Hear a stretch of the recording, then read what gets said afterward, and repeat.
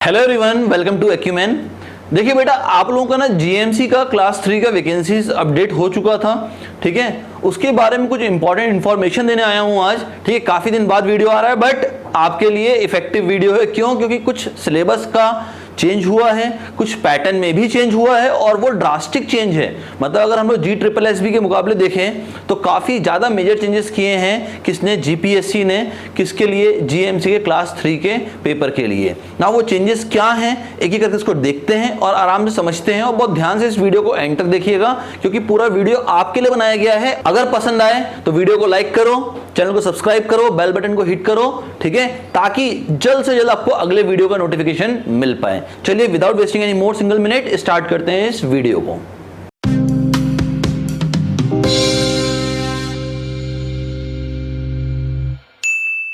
देखिए, जो basic changes किए हैं जीपीएससी ने आपके पैटर्न में, एग्जाम पैटर्न में, थोड़ा सा और इसको जूम कर लेते हैं तो देखिए, सबसे पहला पेपर जो आपके होने वाला है, पेपर नंबर 1, उसमें टोटल 3 हिस्सों में तोड़ा गया है। पहला पार्ट जो है वो है आपका सामान्य अभ्यास यानी जनरल स्टडीज। अब अगर इसको देखें तो 100 मार्क्स का है ये आपका, ठीक है। जनरली अगर हम लोग देखते थे तो अभी तक क्या होता था, पहला पेपर आपका पूरा नॉन टेक का होता था और दूसरा पेपर आपका टेक्निकल का होता था। देखा जाए तो लगभग अगर GSSB में देखें तो हम लोग 60 नंबर का फर्स्ट पेपर होता था नॉन टेक्निकल, और टेक्निकल होता था कितने का? 100 नंबर का।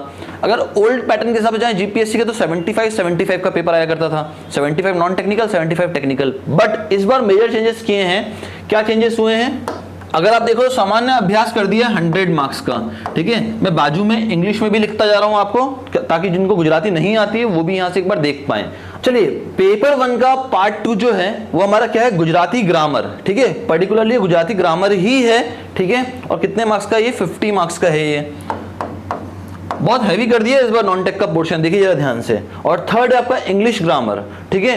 ये भी आपका 50 मार्क्स का कर दिया। मतलब ऑलमोस्ट देखिए आप तो मिला के टोटल वेटेज कितने का बनता है भैया? टोटल वेटेज बना 200 नंबर का। तो आप देखिए टोटल वेटेज आपका 200 नंबर का बन गया भैया।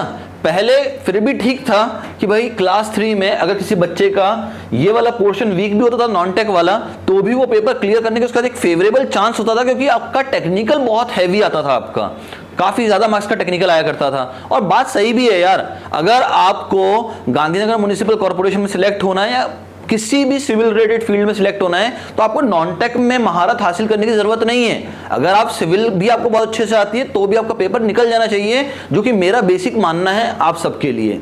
बट ये मुझे कहीं ना कहीं लगा कि यार यहाँ पे ना जीपीएससी थोड़ा सा आपके साथ भेदभाव कर गया। क्यों? क्योंकि यार ये पर्टिकुलर फर्स्ट पेपर इतना ज्यादा नहीं होना चाहिए था। मुझे लगता है इतना ज्यादा तो नहीं होना चाहिए था। हाँ, ये क्यों किया गया है? ताकि जो गुजरात स्टेट के बच्चे हैं वो तो यहाँ पे अच्छा खासा स्कोर कर लें, बट बाकी स्टेट के बच्चे कंपटीशन में रह जाएं, ठीक है। बट अपार्ट फ्रॉम दिस, मैं ये नहीं बोलूंगा कि गुजरात के बच्चों से होगा कि नहीं होगा, ठीक है, बाहर के बच्चों से होगा कि नहीं होगा, दोनों ही बच्चों से पेपर निकलेगा। बट उसके लिए भी आपको क्या है, कम से कम टेक्निकल तो स्ट्रॉन्ग करना ही पड़ेगा क्योंकि टेक्निकल भी आपका पूरा 200 मार्क्स का है, यानी सिविल आपका 200 मार्क्स का है।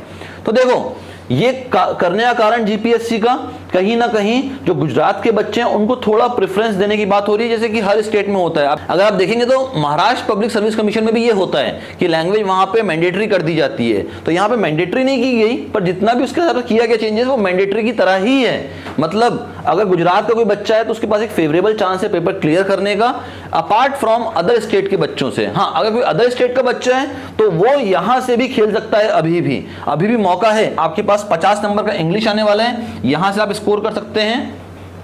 एंड सेकंड जो आपके पास है वो क्या है? आपके पास है टेक्निकल पूरा सिविल इंजीनियरिंग का। मतलब 250 नंबर अभी भी आपके पास है। और कट ऑफ देखोगे तो इतना कट ऑफ नहीं जाता है, 50% कट ऑफ तो कभी नहीं गया है, ठीक है। तो वो भी एक सोचने की बात है कि 400 में से अगर आपको 200 नंबर भी आपके आ जाते हैं ना तो आप आराम से सिलेक्टेड हैं, ठीक है। तो ये भी एक इंपॉर्टेंट फिगर है कि भैया आपको कितना मार्क्स लेके आना है ना। अब बात करते हैं टाइमिंग पे। तो अगर देखते हैं तो फर्स्ट पेपर के लिए आपको 120 मिनट मिलने वाले हैं एंड सेकंड पेपर के लिए भी आपको 120 मिनट मिलने वाले हैं। मतलब पूरा पेपर कितने घंटे का हो गया? बाप रे, 4 घंटे का पेपर मेरे भाई, 4 घंटे का पेपर हो गया काम। मतलब 4 घंटे का पेपर हो गया आपका, ठीक है। 2 घंटे का आपका नॉन टेक और 2 घंटे का आपका टेक। तो भाई आपका टोटल पेपर हो गया है 4 आवर्स का। क्यों? 2 आवर्स का हो गया आपका पेपर नंबर 1 जिसमें आपका क्या आने वाला है, सामान्य अभ्यास, Gujarati grammar and English grammar, ये आपका रहेगा फर्स्ट पेपर में 2 घंटे का, एंड सेकंड 2 घंटे के पेपर में रहेगा आपका क्या, प्रॉपर सिविल इंजीनियरिंग। नाउ अब बात करते हैं कि सर डिटेल्ड सिलेबस में क्या चेंज हुआ। काफी मेजर चेंजेस किए हैं जीपीएससी ने डिटेल्ड सिलेबस में भी, ठीक है, एक ही करके देखते हैं। स्टार्ट करते हैं from the technical portion. Now अगर हम टेक्निकल की बात करते हैं ना, तो टेक्निकल में इसने क्या कर दिया, इस बार इसने हर एक सब्जेक्ट को ना टॉपिक वाइज तोड़ दिया है, ठीक है। और टॉपिक वाइज क्यों तोड़ा गया है, ताकि कहीं ना कहीं से कोई ना कोई क्वेश्चन डाल पाए। कैसे, एग्जांपल के तौर पे अगर आपको याद हो तो आपका एक सब्जेक्ट हुआ करता था बिल्डिंग मटेरियल एंड कंस्ट्रक्शन, जिसको अपन बीएमसी बोलते थे, बिल्डिंग मटेरियल एंड कंस्ट्रक्शन। इसने क्या कर दिया, कंस्ट्रक्शन मटेरियल अलग तोड़ दिया, ठीक है, कंस्ट्रक्शन इक्विपमेंट अलग तोड़ दिया, ठीक है, फिर कंस्ट्रक्शन आपके जितने भी मतलब इसके बाइफर्केशन हो सकते थे वो पूरे इसने कर दिया कि एडवांस कंस्ट्रक्शन मटेरियल क्या हो सकता है, ठीक है। इस तरह से इसने सबको टॉपिक वाइज तोड़ दिया है। एग्जाम्पल के तौर पर अगर आप देखते हैं, सबसे पहला पोर्शन है कंस्ट्रक्शन मटेरियल।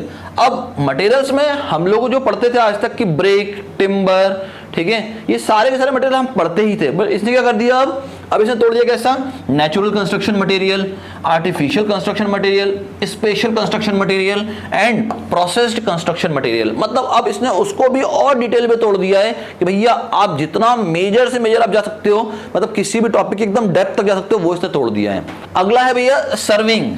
अब सर्विंग में आज तक क्या होता था, एक बार सर्विंग लिख दिया और उसके अंदर पूरा का पूरा एंटायर सिलेबस दे देता था। अब क्या किया इसने, बेसिक्स ऑफ सर्विंग यहां डाल दिया कि भैया क्लासिफिकेशन ऑफ सर्विंग पढ़ लो, चेन सर्विंग पढ़ लो, compass survey, traverse survey, levelling, contouring, measurement of area and volume, इतना पढ़ लिया। अब बच्चा खुश कि भाई सिलेबस तो रिड्यूस कर दिया। नहीं मेरे भाई, नहीं, ऐसा तो बिल्कुल नहीं करेगा। ये देखो, ये आ गया एडवांस सर्विंग, नीचे दे दिया एडवांस सर्विंग। देखो खेला कैसे तुम्हारे साथ वो बता रहा हूं तुमको, इसको कहते हैं खेला हो गया, देखो, ठीक है। अब प्लेन टेबल सर्विंग आ गया, थ्योरेट सर्विंग आ गया, टेक्योमेट्रिक सर्विंग आ गया, कर्व सेटिंग आ गया, advance serving equipments, remote sensing, GIS, GPS, बोला कुछ छोड़ने का ही नहीं, सबका सब डाल दो, है ना। पैटर्न तो हिसाब से चेंज हो रहा है भैया, जैसे कि अपन शर्ट चेंज कर रहे हो, इस हिसाब से पैटर्न चेंज हो रहा है जीपीएससी के पेपर्स के, है ना। अभी आप देखो क्लास 2 का पेपर हुआ था, उसका पैटर्न कुछ तो भी दे दिया, ठीक है। क्लास 3 का पैटर्न कुछ तो भी चेंज कर दिया। एक पैटर्न तो कांस्टेंट रखो मेरे भाई, कि बच्चा सीख पाए कुछ। तुम्हें नहीं बोल रहा हूं, जीपीएससी को बोल रहा हूं भाई। पैटर्न तो देखो, हर बार पैटर्न चेंज कर दे रहा है, ठीक है। फिर आते हैं भैया सेकंड सब्जेक्ट देखने, तो आता है मैकेनिक्स ऑफ मटेरियल्स, है ना, एमओएम कहते हैं, कई जगह पे मॉस कहा जाता है, कई जगह पे सोम कहा जाता है, कई जगह पे सॉलिड मैकेनिक्स कह देते हैं इसको, ठीक है। अल्टीमेटली क्या है, स्ट्रेंथ ऑफ मटेरियल ही है, बट घुमा फिरा के आपको बोला गया है मैकेनिक्स ऑफ मटेरियल, डरने की बात नहीं है, ठीक है। मोमेंट ऑफ इनर्शिया पढ़ते थे सीजीएमआई, ठीक है। फिर आप सिंपल स्ट्रेस स्ट्रेन पढ़ते ही थे, ठीक है। शेयर फोर्स बेंडिंग मोमेंट आपको पढ़ाया ही जाता है ऑलरेडी, ठीक है, वही चीज है। And bending stress and shear stress and beams and columns अपन पढ़ते ही हैं, वही का वही सिलेबस दिया हुआ है, तो घबराने की बात यहाँ पे नहीं है।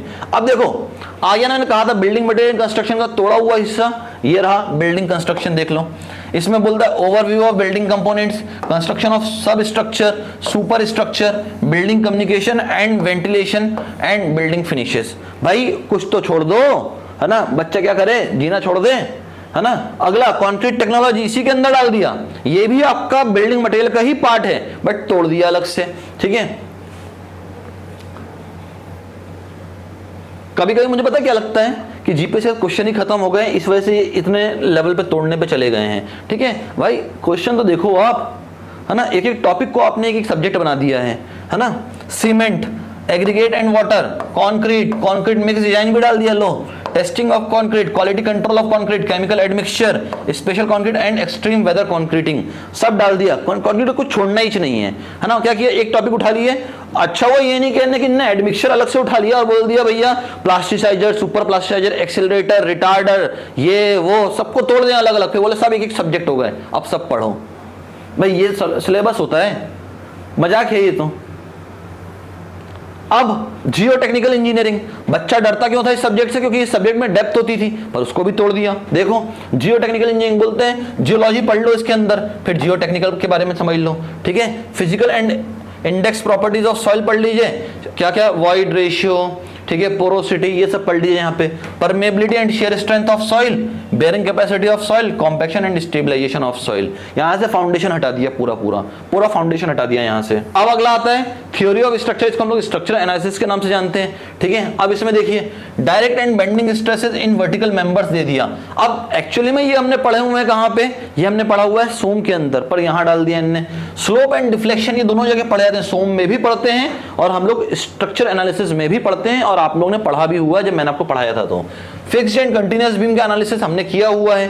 फिर एमडीएम मोमेंट डिस्ट्रीब्यूशन मेथड, इनने तो सिर्फ इतना ही डाला है, मैं तो इसको विद स्वे और विदाउट स्वे भी आपको बता चुका हूं, ठीक है। फिर आता है सिंपल ट्रसेस, अच्छा स्लोप डिफ्लेक्शन मेथड तो इसने डाल दिया है, मोमेंट डिस्ट्रीब्यूशन भी डाल दिया। अब इसने यहाँ पे ना आपका 3 मोमेंट थ्योरम नहीं डाला, कानीज मेथड नहीं डाला, ठीक है, वो डाला नहीं है इसने, बट पता नहीं क्वेश्चन शायद वहां से भी आ जाए, आपको कुछ भी भरोसा नहीं है भाई, है ना, वहां से भी क्वेश्चन पूछ सकते हैं ये आपसे, ठीक है। इनको डालना चाहिए, स्पेसिफिकली मेंशन कर देना चाहिए भाई ये टॉपिक्स हैं, इससे क्वेश्चन आने वाले हैं। आइए अगला, बिल्डिंग प्लानिंग एंड ड्राइंग, बस यही बचा था हमारे सिलेबस के लिए ना, और कुछ तो बचा नहीं था। Conventions and symbols planning of building, ठीक है। अब इसमें भी आपको क्या करना भैया, ये भी पढ़ के जाना। बिल्डिंग, इसको हम लोग पढ़ते थे बिल्डिंग डिजाइन एंड ड्राइंग के नाम से, है ना। अब इसमें शीट बनाएंगे हम वहां बैठ के, है ना, मतलब कुछ भी है, कुछ तो भी है ना, कि सिलेबस है भाई, मतलब सिलेबस होना चाहिए सिलेक्ट होने के लिए, है ना। सिलेबस इतना सिलेबस कौन करता है भाई चेंज, है ना। फिर आता है वाटर रिसोर्स इंजीनियरिंग। अब इसमें अंदर इंट्रोडक्शन टू हाइड्रोलॉजी हो गया, क्रॉप वाटर रिक्वायरमेंट हो गया, रिजर्वायर प्लानिंग हो गया, डैम्स एंड स्पिलवे हो गया, माइनर एंड मैक्रो इरिगेशन हो गया, डाइवर्जन हेडवर्क्स एंड कैनाल्स हो गया, ठीक है। ये तो ऑलरेडी वही सिलेबस है, इसमें कोई ज्यादा चेंजेस नहीं हुए हैं। हाँ, अब मेन चेंज कर दिया ना ट्रांसपोर्टेशन के अंदर, ट्रांसपोर्टेशन को भी तोड़ दिया 2-3 हिस्सों में, बोले भैया 2-3 हिस्सों में तोड़ दो, ठीक है, क्योंकि हर जगह तो क्वेश्चन पूछना है। तो overview of highway engineering, geometric design, फिर construction of road pavement and construction and maintenance, ये तो एक पोर्शन तोड़ दिया ट्रांसपोर्टेशन का।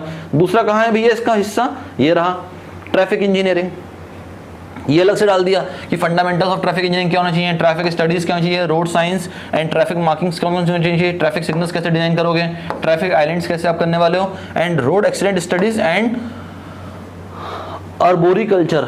अब इसमें समस्या ये है कि ये टॉपिक आज तक कभी नहीं बताया गया था, पर अब बता दिया गया है, तो अब इसको भी देखना पड़ेगा हमको, ठीक है। मतलब बेसिक चेंजेस देख रहे हो आप, मतलब क्वेश्चन ये पहले पूरा हिस्सा होता था ट्रांसपोर्टेशन इंजीनियरिंग का, और इसके साथ में डॉक्स था, पोर्ट्स थे, हार्बर्स थे, ठीक है, रेलवे था, टनल था, एयरपोर्ट था, पर मेरे को लगता है वो अब इन्होंने यहाँ से रिमूव कर दिया है।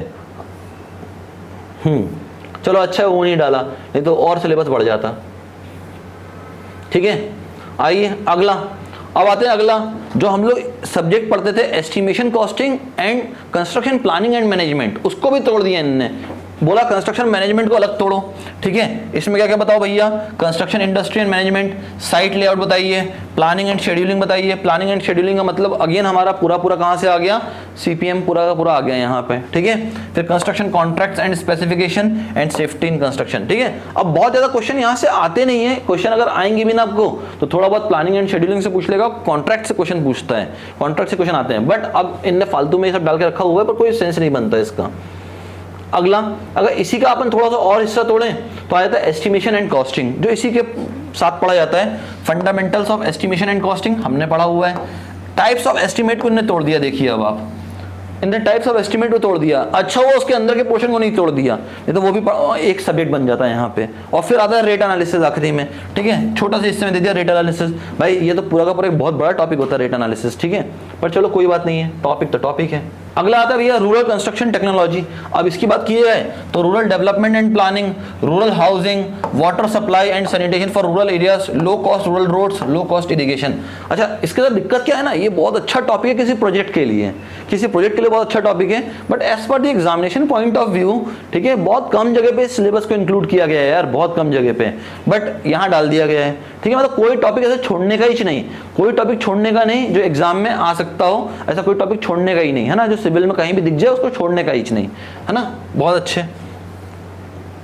अगला आ गया स्टील एंड आरसीसी मिक्स करके, design of steel tension member and compression member limit state method से, फिर steel beams limit state method से, फिर आपका आरसीसी लिमिट स्टेट से, share bond and development length in design of RCC member and design of axially loaded RCC column, ठीक है। चलो यहां तक की कहानी समझ में आती है कि एलएसएम कहा है, आगे भी कुछ कहता है इसके बारे में। फिर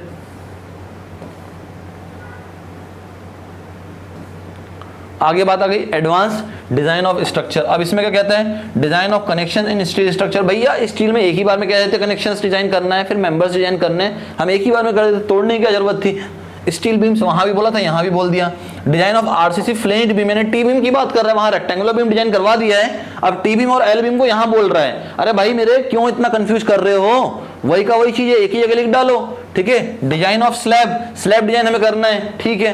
फिर आरसीसी कॉलम हम डिजाइन करते थे, आपने कॉलम वहां भी डिजाइन करवाया, कॉलम यहां भी डिजाइन करवा रहे हो। फिर फुटिंग बोल रहा है, फुटिंग भी डिजाइन कर दो। अब वहां पे एक्सियली लोडेड करवाया था, यहां बोलता है यूनिएक्सियल बेंडिंग में भी कर दो।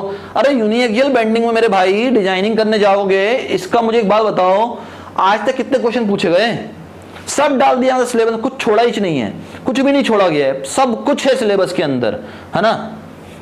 क्या बोलूं, मतलब मेरे को तो शब्द समझ में नहीं आ रहा मैं क्या बोलूं, ठीक है। फिर आते हैं जो अपना सीपीएम वाला पोर्शन था और एस्टिमेशन कॉस्टिंग वाला था, टेंडरिंग एंड अकाउंट्स। अब ये अलग तोड़ दिया कि भैया प्रोसीजर बताइए टू एग्जीक्यूट दी वर्क, ठीक है। कॉन्ट्रैक्ट्स वहां भी था, यहां भी ले लिया अलग से। टेंडर वहां भी था, यहां भी ले लिया, टेंडर डॉक्यूमेंट्स, ठीक है, आपने पढ़े हुए हैं सब। इसके बाद accounts and introduction to valuation. Estimation costing simple लिख देते तो भी काम हो जाता, पर बहुत ज्यादा डेप्थ में तोड़ा गया है सिलेबस को। चलिए अगला है एनवायरमेंटल इंजीनियरिंग। अब एनवायरमेंटल इंजीनियरिंग में हम लोग वाटर सप्लाई पढ़ते थे, ठीक है। इनने वाटर सप्लाई को रखा है, पर कहां रखा है अगर आप ध्यान से देखो तो इनने रखा है इसके अंदर, कहां गया भैया रूरल वाला, इसके अंदर इन्हें रखा हुआ है कि water supply and sanitation for rural areas, यहां रख दिया है इनने। मतलब अल्टीमेटली इन्होंने आपसे एनवायरमेंटल इंजीनियरिंग में water supply and waste water पढ़वा ही दिया है, बट मेंशन नहीं किया कहीं पे, पर क्वेश्चन आएगा, लिख लो अभी से, पेपर में क्वेश्चन मिलेगा वाटर सप्लाई से भी और वेस्ट वाटर से भी मिलेगा, क्वेश्चन मिलना ही है, तय है, क्वेश्चन मिलेगा ही मिलेगा, पर ने हटा दिया वहां से। अब water supply and waste water तो एक तरफ खत्म कर दिया, अब बचा क्या, तो बचा भैया म्युनिसिपल सॉलिड वेस्ट है, सॉलिड वेस्ट मैनेजमेंट, और दूसरा बच गया हमारा एयर एंड नॉइज पॉल्यूशन। तो इन्हें देखो यहाँ पे डाल दिया सॉलिड वेस्ट मैनेजमेंट। अब सब कुछ डाल दिया इसके अंदर, जितना भी सॉलिड वेस्ट होता था सब डाल दिया इन्हें, सब कुछ छोड़ा ही नहीं, है ना, कुछ भी नहीं छोड़ा। बोला इंट्रोडक्शन बता दीजिए, स्टोरेज बताइए, collection transportation of municipal solid waste, composting of solid waste कैसे होता है, ठीक है, हमने पढ़ा हुआ है इसको भी। Techniques for disposal of solid waste हमने ये भी पढ़ा हुआ है, कौन कौन सी टेक्निक्स होती हैं, अगर आपको याद हो पल्वराइजेशन हमने पढ़ा हुआ है। फिर आपको याद होगा हमने Indore method of composting, Bangalore method of composting पढ़ा हुआ है। फिर हम लोगों ने और क्या पढ़ा है भैया इसके अंदर, disposal of solid waste by land filling पढ़ा हुआ है हमने, और इसके बाद हमने ये पढ़ा है बार्गिंग इट आउट इनटू सी भी हमने देखा हुआ है। तो ये सारे के सारे मेथड्स हैं। फिर आता है biomedical and e waste management, ये और नया टॉपिक डाल दिया इसके अंदर कि भैया ये भी पढ़ना है, ठीक है, कुछ छोड़ा ही नहीं है ना, बोल तो रहा हूँ मैं। अब बिल्डिंग मटेरियल का एक और हिस्सा, ठीक है, या आप कह लो सीपीएम का एक और हिस्सा, इसको हम लोग पहले कंस्ट्रक्शन इक्विपमेंट्स कहा करते थे हम लोग, ठीक है, जिसको इक्विपमेंट्स कहा जाता था। तो अब वो इनने डाल दिया एडवांस कंस्ट्रक्शन टेक्नोलॉजी में कि भैया एडवांस कंस्ट्रक्शन मटेरियल कौन कौन से हो सकते हैं, ठीक है, वो देखने हैं। फिर एडवांस कॉन्क्रीटिंग मेथड्स कौन कौन से हो सकते हैं, इक्विपमेंट कौन कौन से होंगे, एडवांस टेक्नोलॉजी इन कंस्ट्रक्शन ये कौन सी चल रही है। फिर होइस्टिंग एंड कन्वेइंग इक्विपमेंट्स और मिसलेनियस मशीनरी एंड इक्विपमेंट, मतलब ये वर्ड जो डाल दिया ना मिसलेनियस, मतलब सब कुछ कवर कर दिया जितना हो सकता है, ठीक है। वो अपन एक बचपन में पढ़ते थे ईटीसी, पढ़ा है कभी ईटीसी, इसका मतलब इसके बाद जितना भी कुछ हो सकता है इसके अंदर, तो ऐसे इसके बाद जितना भी कुछ हो सकता है वो मिसलेनियस के अंदर, ठीक है, कुछ नहीं बोल सकते भैया। अगला बिल्डिंग सर्विसेज एंड मेंटेनेंस। अब बिल्डिंग सर्विस एंड मेंटेनेंस में अगर जाओ, ये भी डाल दिया इसके अंदर, overview of building services, modes of vertical communication, fire safety, plumbing services, lighting, ventilation and acoustics सब डाल दिए हैं। Repair and maintenance of structure भी डाल दिया है पूरा का पूरा। और कुछ बच गया क्या, देख लें एक बार, हाँ बच गया ना भैया। अभी क्या बच गया, सिविल इंजीनियरिंग इन गुजरात। अब गुजरात के अंदर कौन कौन से इंपॉर्टेंट बिल्डिंग्स हैं, मॉन्यूमेंट्स हैं एंड कंस्ट्रक्शंस हैं, ये भी देखना पड़ेगा। एग्जांपल के तौर पे जैसे स्टैचू ऑफ यूनिटी है, ठीक है, वो देखना पड़ेगा, ठीक है। फिर जितने भी डैम्स हैं, ठीक है, वो देखने पड़ेंगे हमको, वो सारे के सारे पूछेंगे यहाँ पे। फिर बोलता है design construction and maintenance of roads, use of plastic waste in road construction, very good. And इसके बाद जितना भी रिसेंट टेक्नोलॉजी हो रहा है वो सब आ गया, current trends and recent advancement in the field of civil engineering. मतलब अल्टीमेटली सब पढ़ने का है, क्लास 3 का पेपर है पर पढ़ने का सब है, ठीक है भाई। इतना डेप्थ का सिलेबस तो गेट का भी नहीं होता जितना इनने क्लास 3 में डाल दिया है, मजाक कर दिया सिलेबस में तो, है ना। इतना डेप्थ तो कभी गेट में भी सिलेबस में नहीं होता जितना इनने डाला हुआ है भाई। गेट भी मेंशन करता है कि ये होता है सिंपल सा, ठीक है, इतना सारा थोड़ा ना सिलेबस होता है भाई, पूछना वही है आपको क्वेश्चन, ठीक है, कि लीस्ट काउंट ऑफ स्टाफ कितना होता है, ठीक है। बट सब्जेक्ट देख रहे हो इतने सारे डाल दिए, बच्चा खत्म कैसे करेगा ये समझ में नहीं आता है, तो स्टूडेंट्स यहां पे आपका खत्म होता है टेक्निकल का पूरा पोर्शन।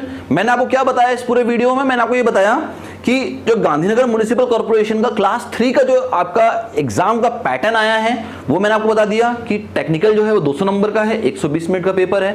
नॉन टेक जो है वो भी 200 नंबर का हो गया है अब और 120 मिनट का हो गया है। ठीक है, तो टेक्निकल तो पूरा मैंने आपको बता दिया। अब आपको जो अगला वीडियो आएगा उसमें क्या बताएंगे आपको कि नॉन टेक्निकल पोर्शन में बेसिक चेंजेस क्या हुए हैं, ठीक है, और कैसे आपको उन चीजों को पढ़ के उन 200 नंबर में से कम कोशिश करनी है कि 100 से 120 नंबर वहां से भी हम उठा लें। ठीक है, तो मिलते हैं नेक्स्ट वीडियो में। ठीक है, रवि सर आपको बताएंगे कि कैसे आपको नॉन टेक के पोर्शंस को डील करना है। टिल देन अगर वीडियो पसंद आया हो चैनल को सब्सक्राइब करो, बेल बटन को हिट करो, वीडियो को लाइक करो और मिलते हैं नेक्स्ट वीडियो में। Bye bye everyone and thanks for your time.